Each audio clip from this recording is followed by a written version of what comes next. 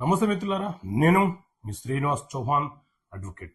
మిత్రులారా, భార్య ఆస్తులకు అలాగే భర్త ఆస్తులకు తేడా ఏంటి? ఒకరి ఆస్తుల పైన మరొకరికి హక్కులు సంక్రమించడానికి అవకాశం ఉంటుందా? సో భర్త ఆస్తులు వర్సెస్ భార్య ఆస్తులు. సో భర్త ఆస్తులు అనంటే ఒక భర్తకి ఆస్తి అనేది రెండు రకాలుగా వస్తుంది. ఒకటి తాను కష్టపడి సంపాదించుకున్నటువంటి ఆస్తి, రెండు అతనికి వాళ్ళ తాతల నుంచి వచ్చినటువంటి వారసత్వపు ఆస్తి. భర్త తను కష్టపడి సంపాదించుకున్న ఆస్తి తన పేరు మీద రిజిస్ట్రేషన్ చేసుకొని ఉంటే ఆ ఆస్తి మీద అతనికే పరిపూర్ణమైనటువంటి హక్కులు ఉంటాయి. అతను ఎవరికైనా సేల్ డీడ్ చేయవచ్చు, గిఫ్ట్ డీడ్ చేయవచ్చు, మార్టిగేజ్ చేయవచ్చు, జీపీఐ ఇవ్వవచ్చు.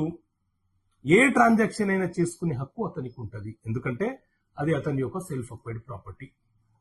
అదే భర్తకు వారసత్వంగా వచ్చినటువంటి ఆస్తి ఉన్నదనుకోండి, అప్పుడు అతను తన మేజర్లైన పిల్లల యొక్క అనుమతి లేకుండా తనకు తానుగా అమ్మడానికి కుదరదు, చెల్లుబాటు కాదు.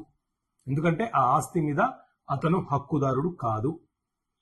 పిల్లలు కూడా వాటాదారులు అవుతారు కాబట్టి మేజర్లైన పిల్లల యొక్క సంతకాలు తీసుకున్న తర్వాత మాత్రమే కొనుగోలుదారులు కొనుగోలు చేయాలి.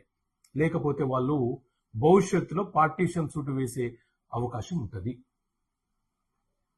భర్త ఒకవేళ ఏదైనా ఒక ప్రాపర్టీ ఇష్టపూర్వకంగా భార్య పేరు మీద కొనుగోలు చేస్తే అది భార్య యొక్క సొంత ఆస్తిగా మారిపోయే అవకాశమే ఉంటుంది. కొన్ని సందర్భాలలో న్యాయస్థానం యొక్క తీర్పులను బట్టి ఆమెకు ఇన్కమ్ సోర్స్ లేదంటేనే అది భర్త ఆస్తిగా పరిగణలోకి తీసుకోబడుతుంది.